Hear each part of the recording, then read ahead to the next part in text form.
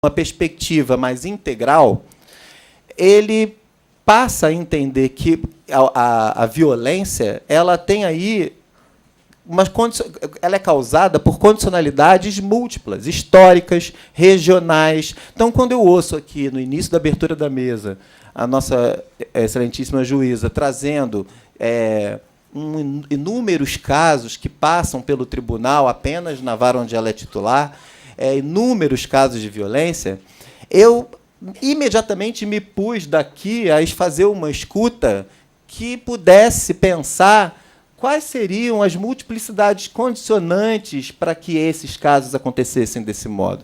Eu, pelos anos que estou aqui trabalhando com isso, eu não me ponho a fazer apenas uma escuta da relação causa e efeito dessa violência entre o autor, da relação dicotômica entre autor e vítima apenas.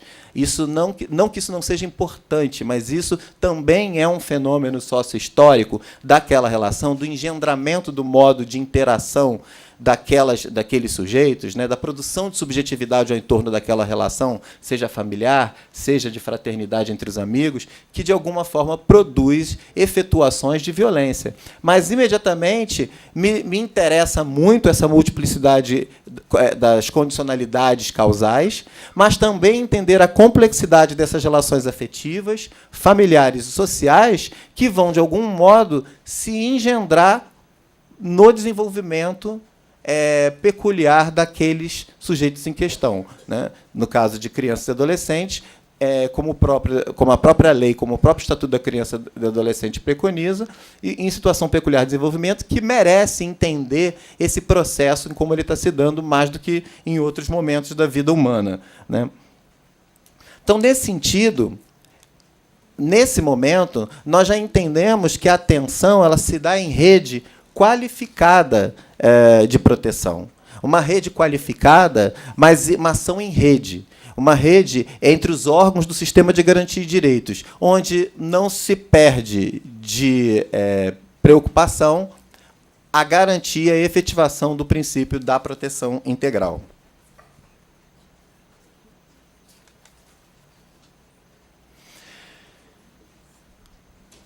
Uma outra normativa que eu gostaria de trazer aqui para fazer essa aproximação com essa escuta, com a noção de escuta especializada na perspectiva da garantia de direitos humanos de criança e adolescente das políticas públicas, é pensar a Resolução 169 do CONANDA. É uma resolução talvez pouco conhecida entre os senhores, a maioria das pessoas com quem eu converso, elas não conhecem essa Resolução 169, uma resolução que dispõe sobre a proteção dos direitos de criança e adolescente em atendimento pelos órgãos e entidades do sistema de garantia de direitos, e onde ali se preconiza o acolhimento, as escolhas e a livre expressão de opiniões das crianças e adolescentes a partir de suas demandas.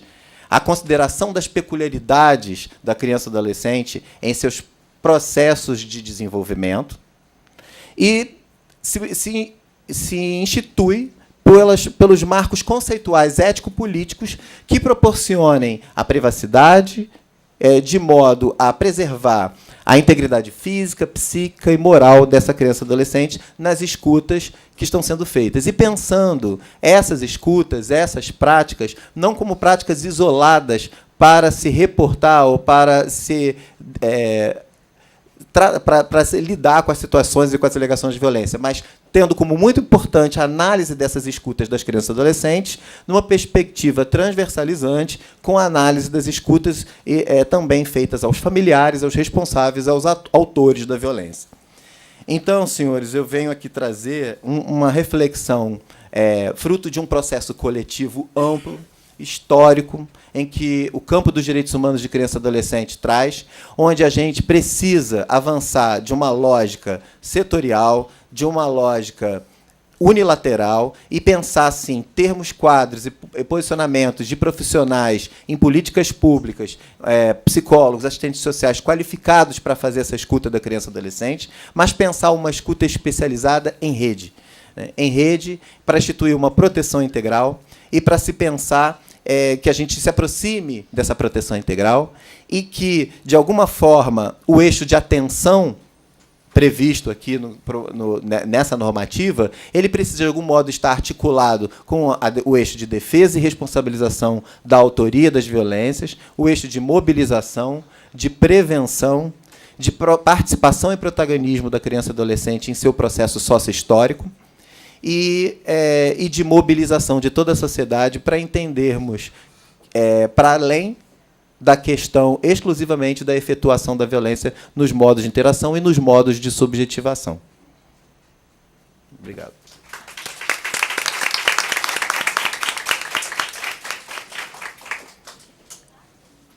Agradecemos ao André.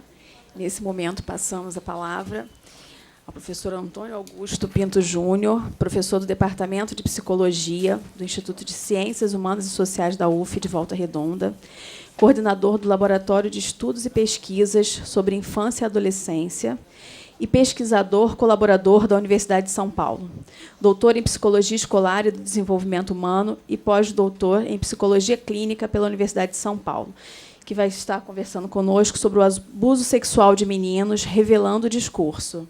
Passo a palavra. Boa tarde a todas, a todos.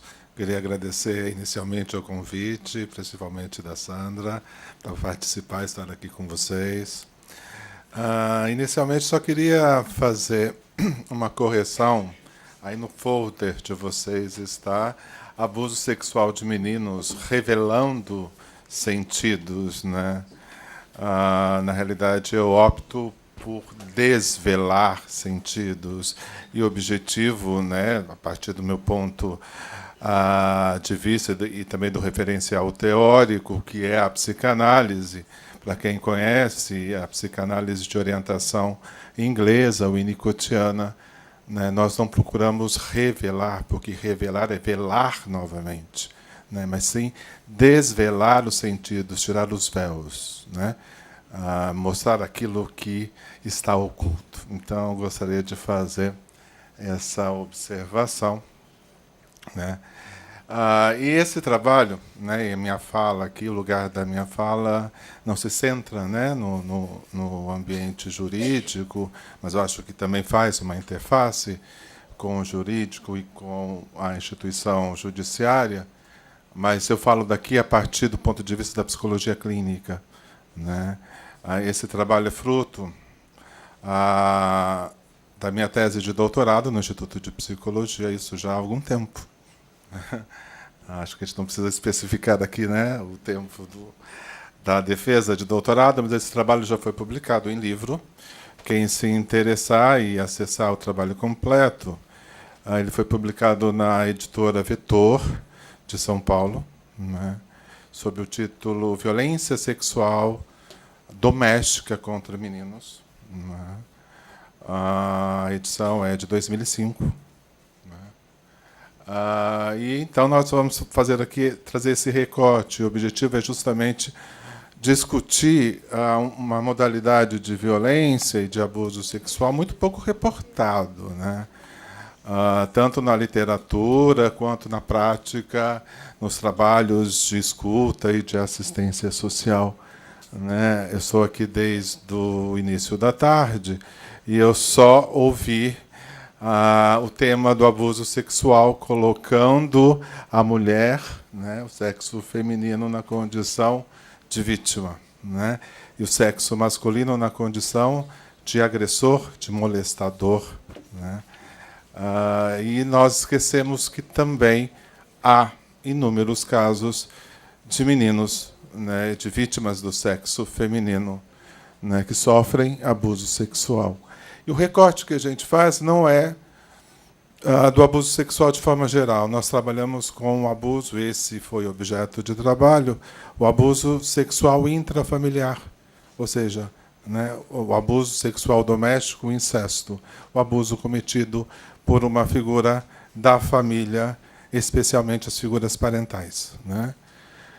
Acho que a gente... É aqui que eu passo? Do direito. Isso aqui? Então, acho que para a gente poder centrar aí sobre o objeto do qual a gente está falando, eu gostaria de trazer a definição, de violência, de abuso sexual intrafamiliar ou violência doméstica, né, que é apresentado pela minha ex-orientadora de doutorado, Maria Amélia Azevedo. Acho que muitos de vocês aí no Judiciário já leram textos. Ela foi uma das grandes pioneiras, né, no trabalho de prevenção, principalmente combate à violência doméstica no Brasil. Ela e a irmã dela, Viviane Guerra. Acho que muitos de vocês já leram, né? Azevedo e Guerra. Então, é ela própria. Azevedo, a Maria Amélia Azevedo, foi minha orientadora de doutorado, né? Então, nós entendemos, e este é a definição que adotamos também no Laboratório de Estudos e Pesquisas sobre Infância e Adolescência, na UF, em Volta Redonda, né? Todo ato ou jogo sexual numa relação hétero ou homossexual entre um ou mais adultos que tenham para com a criança uma relação de consanguinidade, ou seja, existe uma relação de parentesco, afinidade ou mera responsabilidade. Ou seja, vamos considerar também um abuso sexual intrafamiliar aquele abuso cometido por um tio, por um avô, por um pai ou por uma mãe adotiva, que tem por finalidade estimular a criança sexualmente ou usá-la para obter uma estimulação sexual sobre sua pessoa, sobre si mesmo, ou de outra pessoa, né?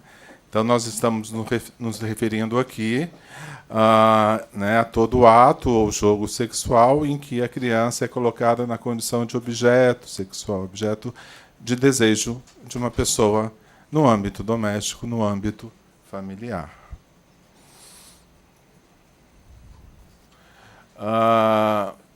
Acho que é importante a gente mapear, né, o que as estatísticas apontam em termos de incidência, né? Mas eu acho que é importante a gente apontar que nós trabalhamos apenas com, principalmente no Brasil, né?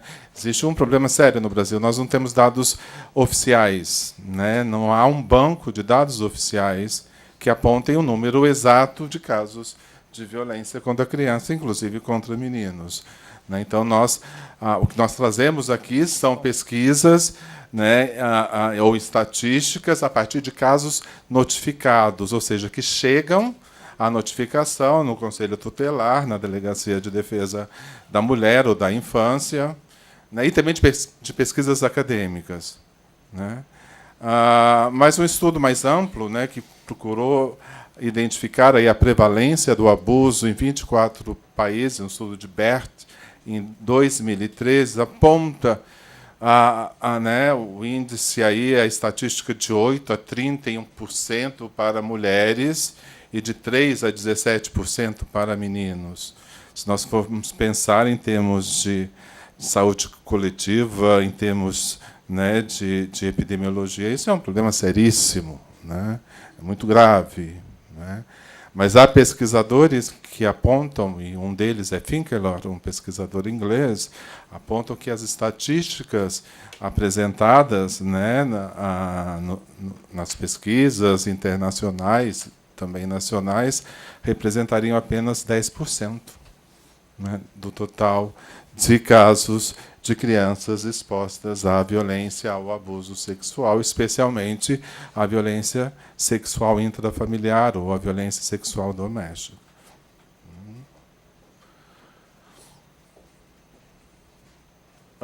E por quê, né? Será que esses números, será que realmente a mulher é o sexo que sofre mais abuso sexual no âmbito doméstico, né? Não sei. Eu acho que é uma questão que a gente precisa discutir, mapear, estudar com mais rigor. E aí nós identificamos alguns fatores que dificultam a notificação ou o desvelamento, principalmente do abuso sexual de meninos. Primeiro, existe uma ideia, né, na nossa cultura, inclusive no Brasil, de que meninos e homens não são vitimizados sexualmente. Isso é um problema feminino, é um problema de mulher. No dia 18 de maio, eu estava numa mesa, numa cidade do interior de São Paulo, e que uma pessoa da plateia né, ele perguntou, mas espera aí, só tem mulher na mesa? O abuso sexual é um problema de mulher mesmo, só? Né? E se nós tomarmos em conta as políticas de prevenção, as campanhas de prevenção do abuso, né, sempre figura a menina, né, a vítima do sexo feminino. Eu não vi nenhuma campanha que incluísse a figura de um menino. Né? Então, ainda se tem a ideia no Brasil de que o abuso sexual é um problema de mulher e que o homem é sempre o agressor. Né? Um outro fator que dificulta a notificação, o desvelamento da situação de violência sexual contra meninos é a própria questão da representação social de masculinidade. Nós vivemos numa cultura patriarcal e machista, né, que não aceita, né, que não inclui a expressão de qualquer tipo de fraqueza e de passividade no homem. Né? Isso pode gerar dúvidas sobre a orientação sexual dessa vítima, e isso é um complicador e talvez impeça, né, que o menino divulgue ou que conte para alguém sobre a experiência de abuso. Né?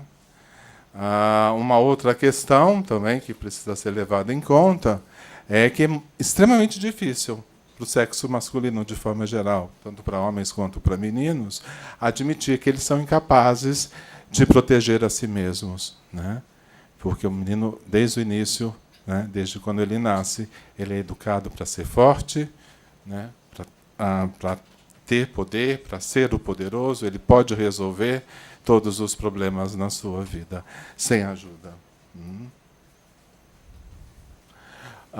Um outro problema também, um outro fator que nos parece dificultar o desvelamento, a notificação, a denúncia do abuso sexual de meninos, é a ideia de que atividades sexuais, né, entre um menino e uma pessoa adulta são frequentemente iniciadas pelos meninos. Né? Há no discurso, né, nós fizemos um trabalho muito interessante com agressores sexuais sentenciados numa penitenciária de São Paulo, num projeto financiado pela FAPERJ, e estes agressores, né, afirmavam na entrevista, né, eu cometi o abuso, mas porque aquele menino me seduziu. Né? Ele que mexia nos meus órgãos genitais, ele que passava a mão nas minhas pernas. Né? Então, há uma representação, uma ideia de que o menino seria o responsável pelo abuso sofrido. Né?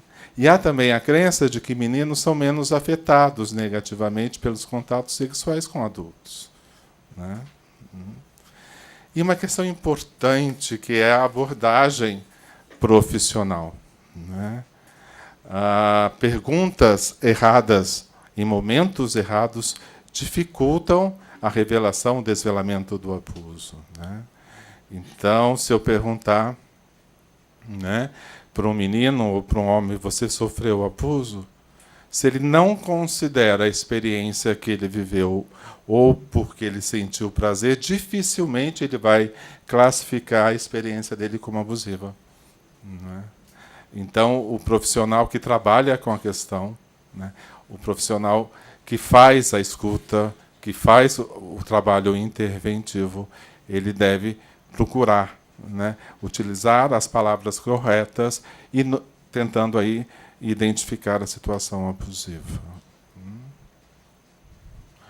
Em termos de caracterização do fenômeno do abuso sexual de meninos, né, geralmente ele envolve uma experiência de longa duração e com maior contato físico entre a vítima e o agressor, geralmente incluindo aí o sexo oral e o sexo anal. Os meninos sofrem muito mais ameaças de seus agressores, principalmente a violência física e a violência psicológica. Eu vou trazer aqui para vocês 3 casos de meninos em que a violência física aparecia como coadjuvante do abuso sexual, com o objetivo justamente de impedir o desvelamento, a notificação da violência sofrida. Não é? enquanto o sexo dos agressores, a maioria é do sexo masculino, não é? Principalmente pais, padrastos, irmãos mais velhos.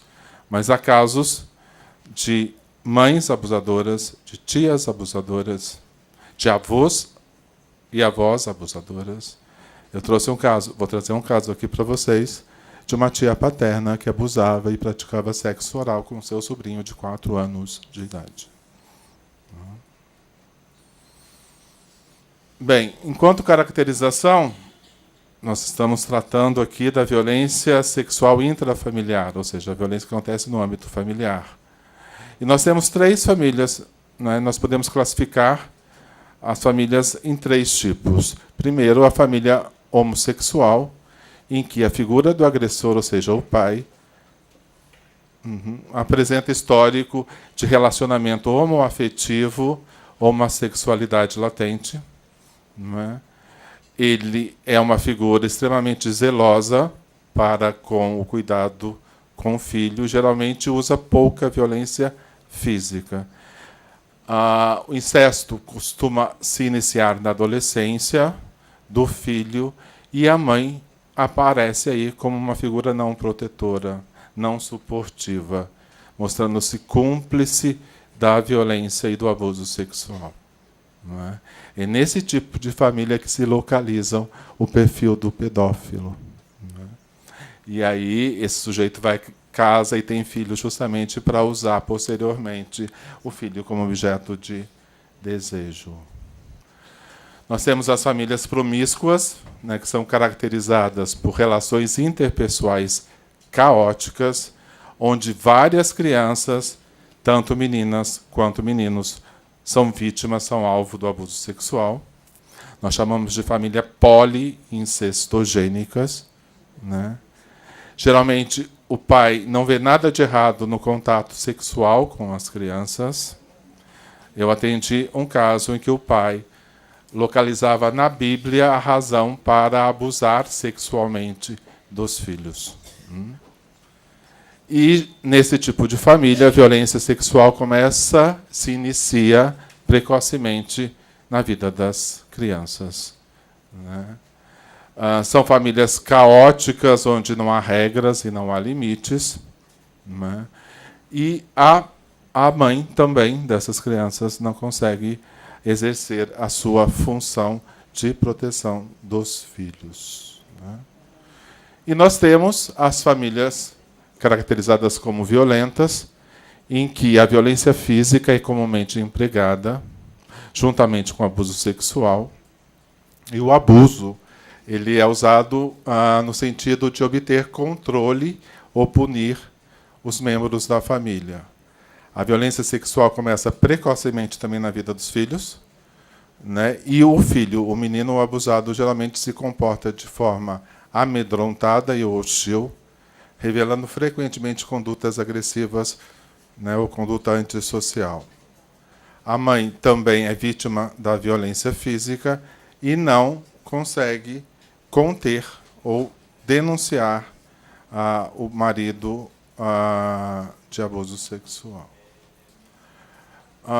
Em termos de efeitos da vitimização, né, sexual de meninos, a literatura tem indicado a confusão sobre a identidade sexual, transtornos de humor, né, há casos sérios de depressão e casos de meninos que tentam suicídio.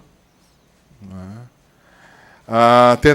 Tentativas inapropriadas para reafirmar a masculinidade, né, os famosos transtornos de conduta. Né, há vários casos de adolescentes, né, que foram abusados durante a infância e acabam cometendo atos infracionais, né, revelando aí condutas destrutivas e antissociais, dependência química, prostituição. Né.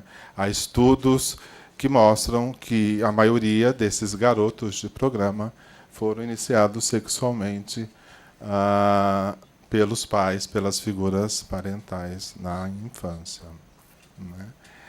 E talvez uma das características, um dos efeitos mais importantes dessa experiência é a própria reprodução do abuso sexual na adolescência e na vida adulta, né, mostrando justamente uma característica perversa do abuso, né, que foi estudado brilhantemente por um psicanalista húngaro, Sándor Ferenczi. Eu acho que a Maria do Carmo deve abordar o Sándor Ferenczi amanhã na sua fala, né, em que ele aponta que uma das características justamente do abuso sexual, um dos traumas importantes, é justamente a identificação com o agressor, né, que vai tornar possível uma experiência de transgeracionalidade, ou seja, essa transmissão transgerencial de geração a geração da experiência abusiva. E eu queria trazer, eu sei que faltam 5 minutos, mas eu gostaria de trazer esses casos, né? E o objetivo do nosso trabalho foi justamente desvelar os sentidos, né, do discurso, né? Não apenas a partir da linguagem falada, né? Bem aquilo que o André falou, né, abordou. Nós buscamos desvelar aquilo que muitas vezes a linguagem falada não traz, né, porque o menino é impedido de falar, né, pelas ameaças, pela violência física, pela violência psicológica, né. Então, o nosso objetivo foi desvelar, né, buscar o que está por trás do discurso desse menino, dessa criança, desse adolescente vítima de abuso sexual. Então, eu trouxe para vocês 3 casos, né, são estudos de casos múltiplos, 3 meninos, 2 crianças e um adolescente vítimas de abuso sexual intrafamiliar. O primeiro, a gente chama de Denis, ele tem 8 anos, né, é um caso de incesto praticado pelo padrasto, né. Segundo a mãe, este companheiro, o padrasto do menino, já teria abusado dele pelo menos por 3 vezes, né? E ela suspeita que a vitimização do filho vinha ocorrendo há mais de 2 anos. A mãe chegou a flagrar o marido abusando do filho, praticando sexo anal com ele, né? E foi a partir daí que ela acionou a polícia e o processo se iniciou. E uma característica, né, a gente falou da transgeracionalidade. Denis, esse menino de 8 anos, já estava abusando sexualmente do irmão mais novo de 5. O segundo caso, Edgar, 13 anos, também um caso de incesto praticado inicialmente pelo pai contra as 3 filhas biológicas. É uma família poliincestogênica. E depois, posteriormente, contra ele, contra o Edgar. O pai é alcoólatra e agride fisicamente a filhos e esposa. E o terceiro, o João, um menininho de 4 anos de idade, né?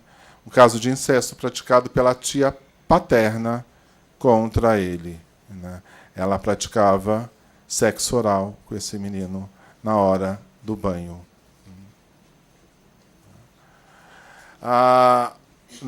Nós utilizamos para o desenvolvimento desse estudo, né, entrevistas clínicas, semidirigidas, entrevistas lúdicas, né, e o procedimento de desenho história, não sei se vocês conhecem, ele é um procedimento desenvolvido por Walter Trinca, um professor da Universidade de São Paulo, membro da Sociedade Paulista de Psicanálise. O objetivo desse procedimento de desenho história é investigar, né, clinicamente a personalidade a partir dos motivos, desejos e conflitos latentes ou inconscientes. Ele consta, esse instrumento, essa técnica, ela consta de 5 unidades de produção composto por desenho, um desenho qualquer. A gente pede para a criança, faça um desenho qualquer, conte uma história, a gente faz algumas perguntas sobre a história, sobre o desenho produzido, e pede para a criança contar um título, dar um título para essa unidade de produção, né? Nós entendemos que esse procedimento facilita a comunicação daquilo que não pode ser dito, né, o indizível, né, o irrepresentável. E aqui eu trouxe alguns dados, né, alguns sentidos que se mostraram, que se desvelaram tanto nas entrevistas clínicas desses 3 meninos, quanto dos procedimentos de desenho história. Primeiro sentido, né, a dificuldade desses meninos em falar sobre o abuso, mostrando que realmente é uma experiência indizível, muitas vezes irrepresentável, do plano de vista consciente e cognitivo. Né? O Denis, esse menino de 8 anos, né, gagueja durante a entrevista toda. Né? E quando nós questionamos sobre a experiência abusiva, ele afirma: eu não consigo falar, não tem palavra. É uma experiência realmente indizível, não tem palavra, é irrepresentável. Eu fico assustado, eu tenho muito medo dele. Há um outro sentido que que se mostra no discurso deste menino, o medo e a preocupação com as críticas do outro. Né? Eles, os amigos da escola, podem bater em mim e xingar eu de palavrão. Eles vão chamar eu de viadinho. Tenho medo dos outros saber que o meu padrasto fez.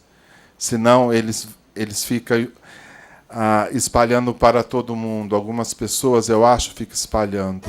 O moleque lá de baixo colocou o apelido de mim de estuprado de viadinho.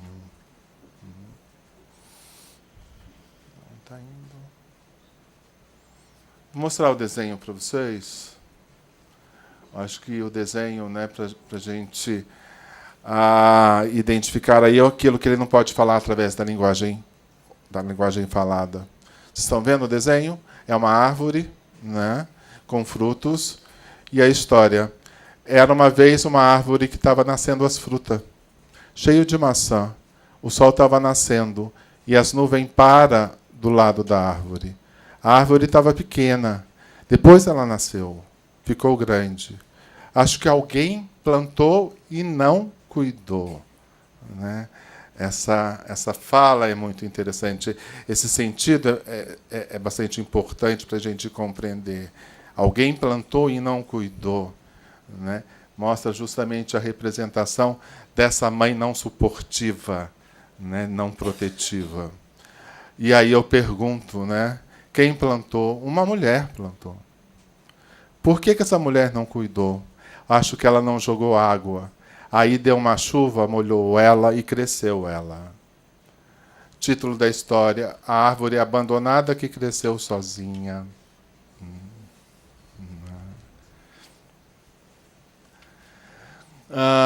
Os outros meninos também vão apresentar a mesma dificuldade de falar sobre o abuso, mostrando justamente que é uma experiência indizível e irrepresentável. A história do Edgar é bastante interessante, ele faz o desenho. Era uma vez um homem, tinha uma fazenda, e num dia ele foi dar ração para as vacas. Todas as vacas dele estavam secas e não tinha quase nada de mato. Daí ele falou para o filho dele ajudar a alimentar as vacas. A casa dele era muito pobre, era de barro. Aí a comida que ele dava para as vacas era ração seca. Daí o final é que todas as vacas morreu. Daí o pai do menino morreu também. E as 2 filhas morreu.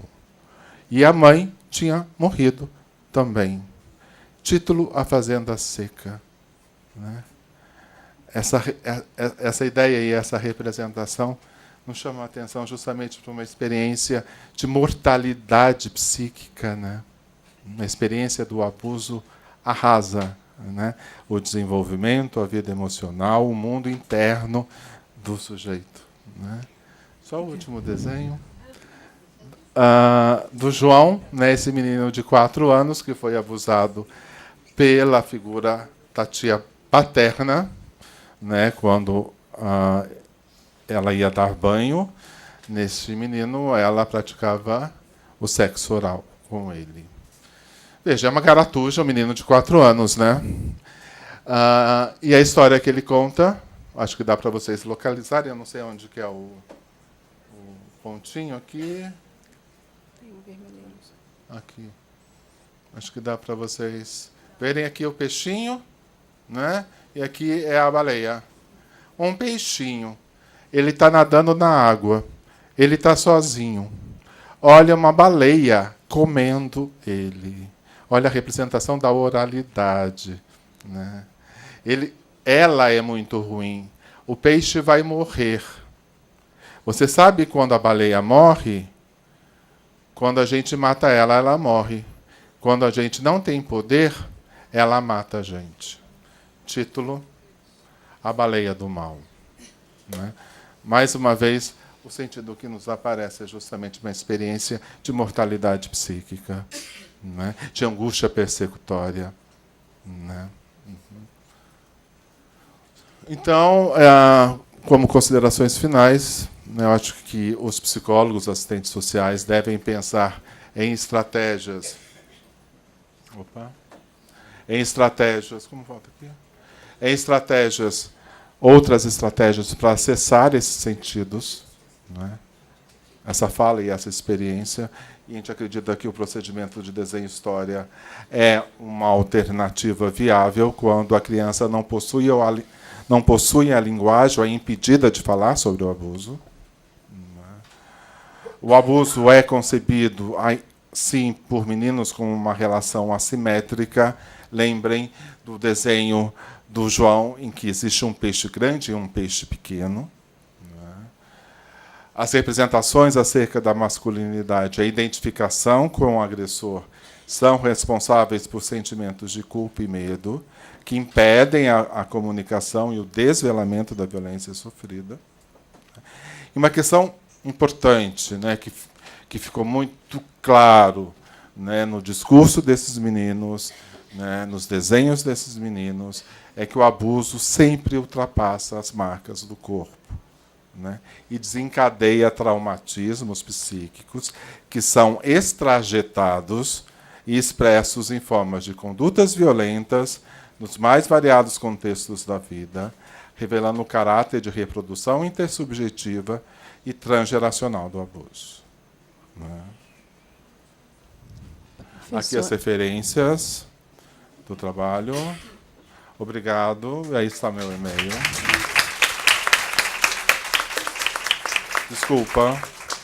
Sim, agradecemos a sua participação, professor Antônio. Nesse momento, respiramos, né, para renovar nosso fôlego e ouvirmos aqui a querida Camila Fernandes, que é pesquisadora associada ao Núcleo de Estudos em Corpos, Gênero e Sexualidades e ao Laboratório de Pesquisas em Etnicidade, Cultura e Desenvolvimento, doutora em Antropologia Social no Programa de Pós-Graduação em Antropologia Social do Museu Nacional, da UFRJ, e mestre em Antropologia no Programa de Pós-Graduação em Antropologia da UF, com o tema de Lolitas a Novinhas, Olhares, Desejos e Perigos sobre Corpos Jovens.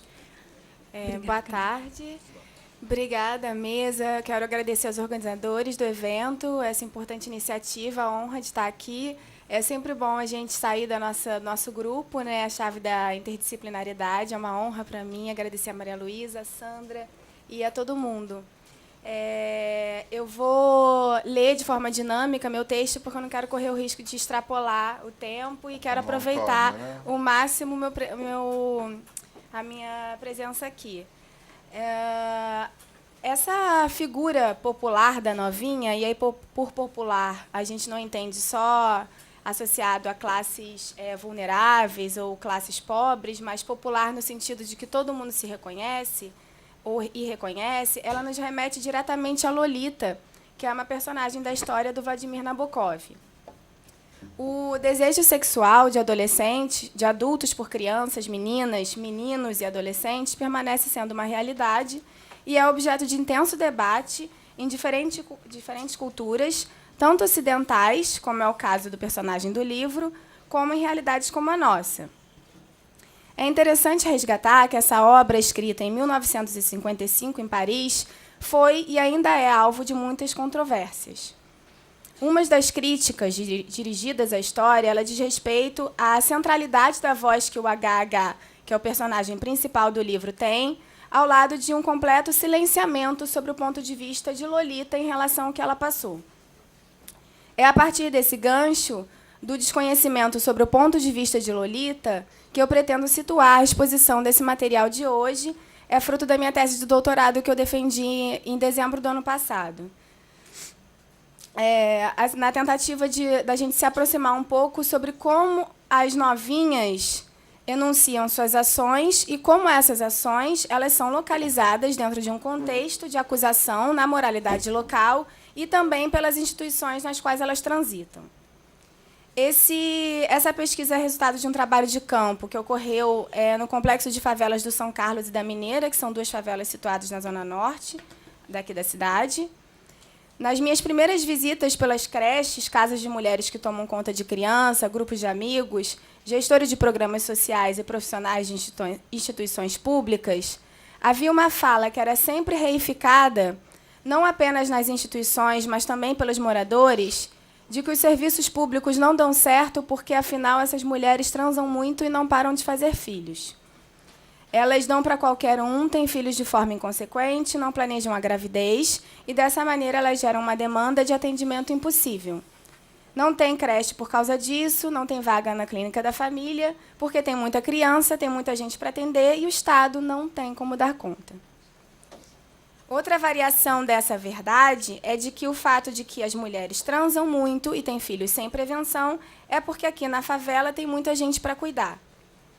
A última variação dessa narrativa é a de que quanto mais ajuda, programa social, mais incentivo a fazer filhos, maior a sexualidade intensiva das mulheres. Todo mundo já ouviu falar do programa Bolsa Família, que seria apontado como o programa mais responsável, o maior responsável por essa sexualidade livre e intensiva dos pobres. A reiteração dessas afirmações, sem dúvida alguma, configuram uma realidade particular. Elas performam e fazem acontecer no cotidiano.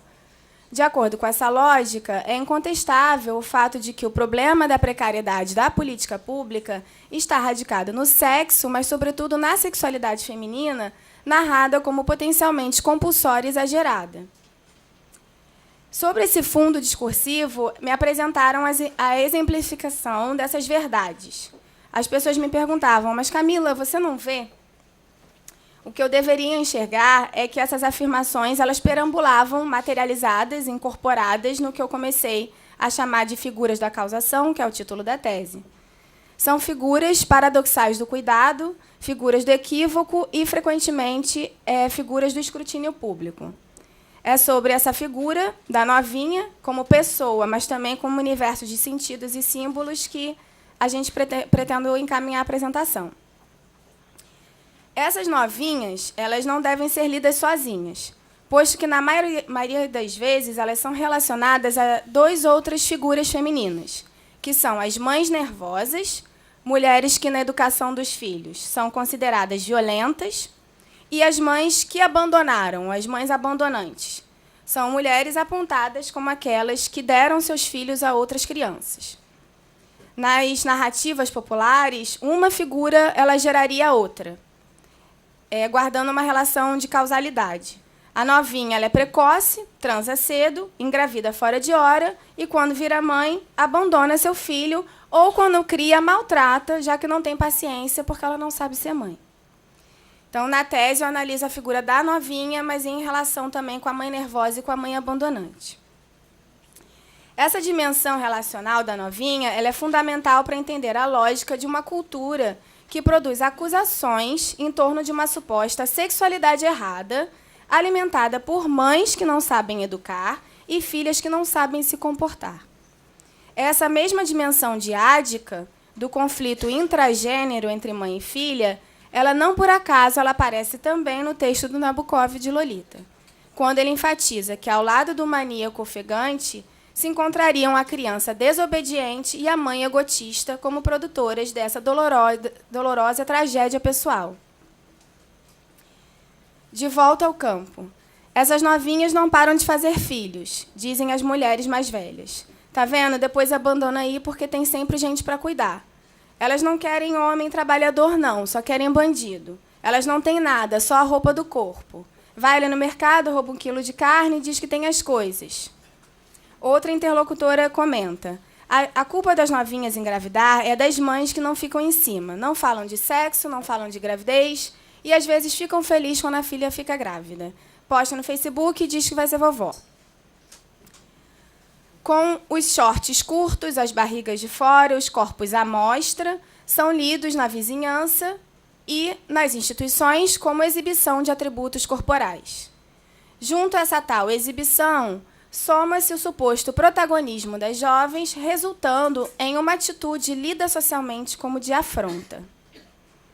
Essa combinação, performance mais corporalidade, é alvo dos comentários familiares, em especial das mães que devem controlar tanto a forma como esses corpos são lidos no espaço público, como o exercício da sexualidade das filhas ou a entrada no exercício da sexualidade. Uma mãe diz: eu não tenho como colocar um cadeado na buceta dela, ao especular se a filha poderia estar transando. Esse enunciado ele pode soar exagerado. Entretanto, a imagem do cinto de castidade ele se atualiza hoje como virtualidade de maneira muito candente, ecoando o ditado conhecido: prendam suas cabritas que meu bode está solto. A evocação desse símbolo remete a uma necessidade de trancafiar a genitália feminina, indicando uma sexualidade compósita entre mães e filhas, nas quais as vivências sexuais entre duas gerações e trajetórias se encontram correlacionadas na perspectiva social de maneira mútua. Outra mãe demonstra as preocupações com a contenção dos olhares masculinos em casa. Se quiser se vestir assim, o que eu posso fazer? Eu vou ter que bater de frente. Imagina essa menina assim com o padrasto em casa. Eu vou impedir ele de olhar? Ela mostra um corpo rodopiando a menina na minha frente, com um top pequeno e um short curto. São esses corpos híbridos de menina e mulher que são apontados como provocadores do falatório local, ao passo que levam outras mulheres a refletir sobre como vão se posicionar ao ter que escolher entre uma relação filial ou uma relação matrimonial. Essas situações, onde mães de novinhas elas entram em conflito com as filhas para evitar abusos e constrangimentos, é algo muito comum. A escolha entre criar um filho sozinha ou ter um companheiro revelam dilemas que contam de rupturas entre mãe e filhas, posicionadas diante da figura do pai, do padrasto ou de outro homem da vizinhança. A atenção para a possibilidade de relações incestuosas é fundamental, uma vez que essas frequentemente podem acontecer dentro do grupo família, vizinhança, bairro, não só dentro da família. E, quando elas acontecem, segundo os interlocutores, acontecem de acordo com a ação das novinhas, por causa da ação das novinhas. O dever de regulação desses corpos e de evitar essas tragédias é o dever das mães, mulheres, principais cuidadoras. E, no discurso popular, os homens aparecem, ora, como vulneráveis a essas tentações, irresistíveis, sempre de um ponto de vista inato, ora, como predadores em potencial, ou doentes, malucos, descontrolados. Na percepção dessa maioria local, há uma associação direta entre a roupa e as virtudes das meninas. Em algumas situações de violência, o motivo para a incitação de atos de estupro ou exposição pública das jovens, ele teve como ponto explicativo as roupas das vítimas. Ou seja, o comportamento da mulher como justificativa para a violência masculina. A questão é perceber aqui de que maneira acontecimentos sistemáticos e desencontrados, como mortes, agressões, violências e desigualdades, eles são encadeados a partir dessa atribuição da responsabilidade conferida às mulheres, sejam elas novinhas, jovens ou velhas. A culpa feminina ela se revela como uma maneira poderosa, privilegiada de justificação política de muitos infortúnios cotidianos. Exemplo: uma jovem foi espancada publicamente pelos meninos do tráfico por causa entre aspas, tá, gente? Por causa do vazamento de uma foto que continham 3 meninas seminuas. Outra jovem foi estuprada por um coletivo de meninos ao voltar de uma saída noturna. A explicação local disse que a jovem teria se transformado de menina calma e frequentadora de cultos evangélicos a uma novinha embrasada. Por causa dessa transformação, a jovem foi violentada por um grupo de amigos. E o que eu pude acompanhar é que as meninas mais apontadas como virtuosas, elas sofreriam castigos mais graves do que aquelas já consideradas perdidas. Essa menina, por exemplo, era uma menina que era evangélica, era de família, então ela não poderia ter se colocado nessa situação de ir para um baile funk com shortinho. Por isso, por conta disso, ela foi estuprada por um grupo de amigos. Outra mulher foi esfaqueada pelas costas por um homem, seu vizinho. A mulher foi morta por causa da ação da filha do homem, uma novinha que teria desrespeitado seu pai na proibição do namoro com o rapaz mais velho. Então, o pai foi lá, se desentendeu, viu que a filha estava na casa, a filha dele estava na casa, e, por causa disso, ele matou a mãe do namorado da filha. E essa criança ficou sem mãe. A política de pacificação e a violência também são relacionadas à sexualidade das novinhas. Tudo isso por causa da UPP, porque antes os bandidos eram bandidos de verdade. E as meninas tinham medo. Agora, esses bandidinhos é ruela, que tira onda com qualquer coisa, só pensa neles, na roupa deles, é por isso que as novinhas ficam em cima. Então, a UPP também teria, ao enfraquecer o poder local do tráfico com a migração, ela teria também estimulado a sexualidade das novinhas. Da parte dos homens, as novinhas são narradas entre zonas de desejo, provocação, amores, mas também em situações de abusos, castigos e violências. Elas são celebradas em letras musicais, não só no funk, no sertanejo, nas novelas e na cultura pop. Na tese, tirando os proibidões, que renderiam muito mais, eu localizei somente numa pesquisa muito breve no Google 98 letras de músicas que falam das novinhas. Elas aparecem de diversas maneiras, mas na maior parte das vezes são consideradas como experientes no sexo, atrevidas e sem medo de nada. Essa é a representação que se faz da novinha. Ao mesmo tempo, o alerta entre os homens, mexer com uma novinha vai te dar dor de cabeça, é constante, já que essa é uma relação com uma menina mais nova, pode vir a ser criminalizada diante da família, diante da polícia, da lei e do Estado. Esse quadro, ele se intensifica quando as próprias novinhas fazem valer a sua vontade e batem de frente com os familiares para ficar com homens mais velhos.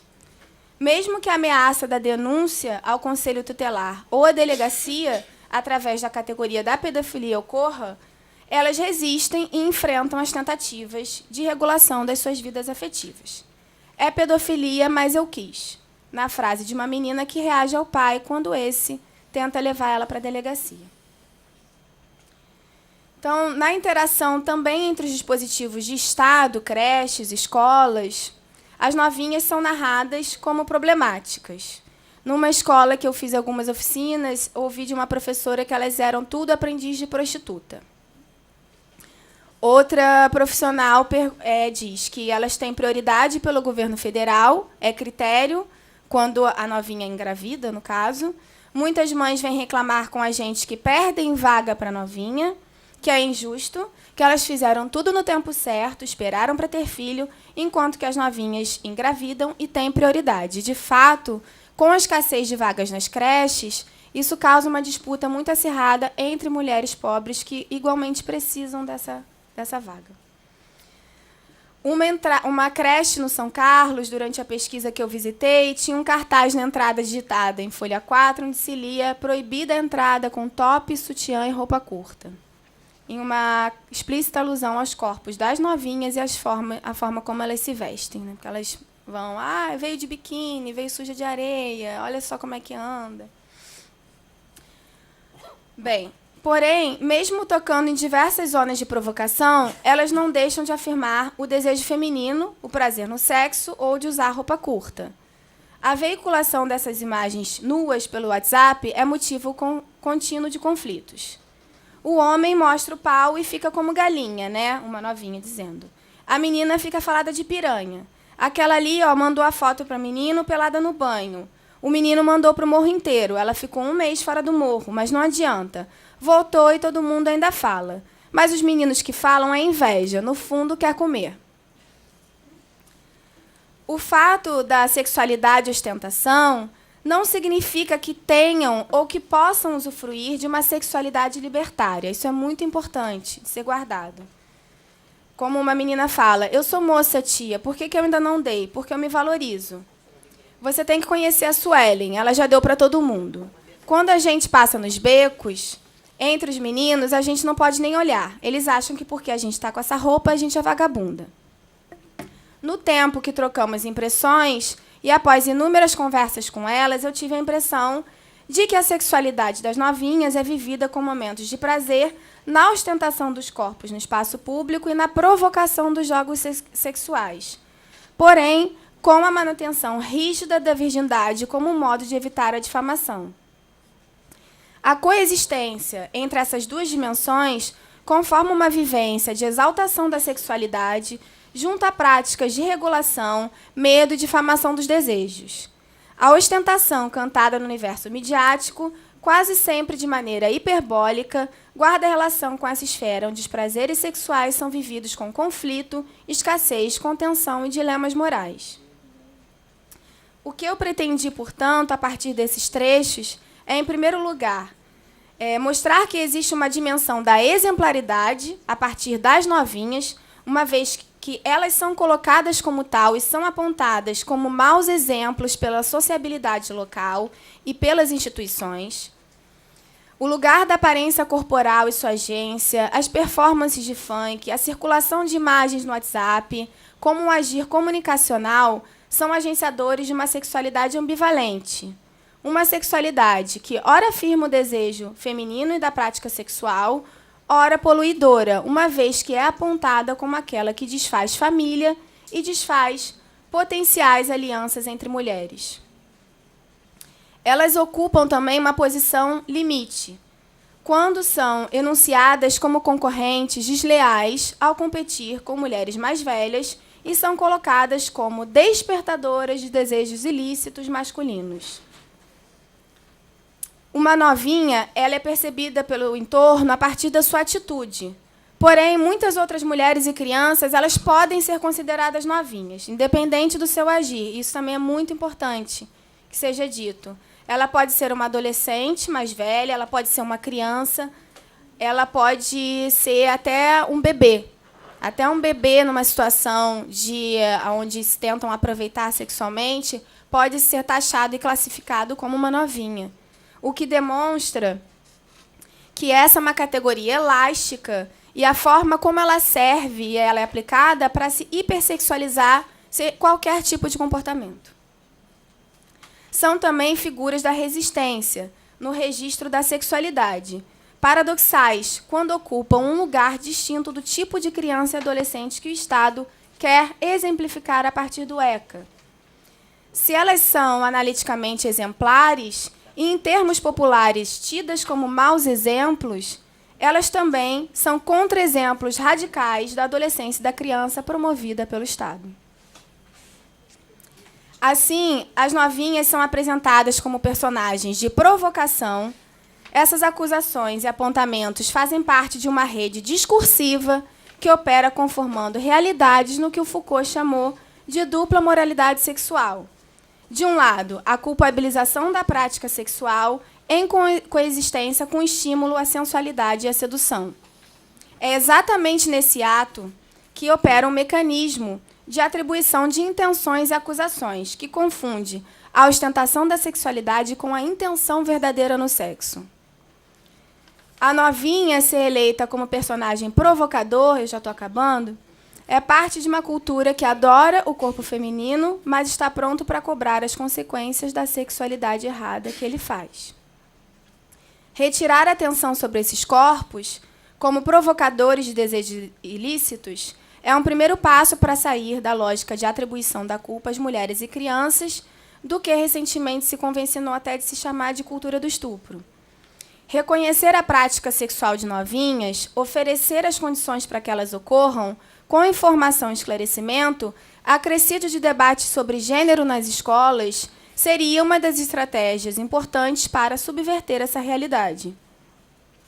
As novinhas, assim, elas não expõem apenas seus corpos no mundo, mas expõem, nesse sentido, a dimensão da sexualidade das mulheres em geral, onde se situam nas últimas fronteiras da tolerância em relação aos corpos femininos, seja em relação ao corpo sexualizado, ao corpo grávido ou ao sexo que faz filhos. A sexualidade e ostentação das novinhas, encenados a partir de corpos que, ao ensaiar o desejo, o poder da imagem corporal ou de uma sexualidade ativa, podem ser presas da ostentação da sua própria potência. Como exibir esses corpos, ter prazer e ser respeitada na ostentação dessa sexualidade é aquilo que, de alguma maneira, atravessa esse debate. Como pensar uma ética na qual esses corpos, uma vez violados, não sejam alvo da culpa e da responsabilização individual, é algo que a sexualidade das mulheres, novinhas, entre outras, insistem em tensionar. Obrigada.